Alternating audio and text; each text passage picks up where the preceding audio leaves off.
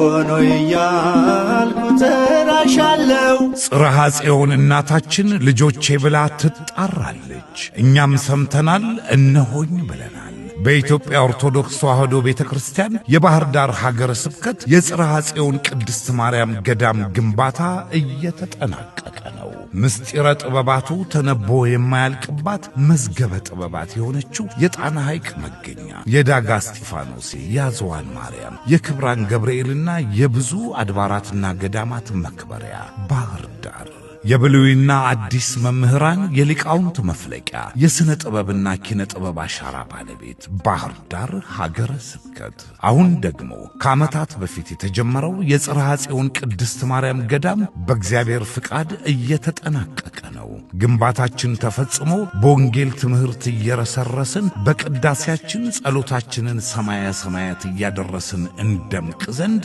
እናታችን ጽርሐ ጽዮን ቤቴን ስሩ ብላ ጋብዛናለች እድለኞች ነን በመሆኑም ከታኅሳስ 10 እስከ 12 የወንጌል አገልግሎት ምሽቱን ደግሞ የቀጥታ ስርጭት የገቢ ማሰባሰቢያ መርሃ ግብር ተዘጋጅቷል ነፍሳችንን በወንጌላችን መቅደሳችንን በገንዘባችን እንስራ የድርሻችንን እንካፈል ስለ ጽዮን ዝም አንበል የባህር ዳር ሀገረ ስብከት ሆኖ ያልኩ ተራሻለው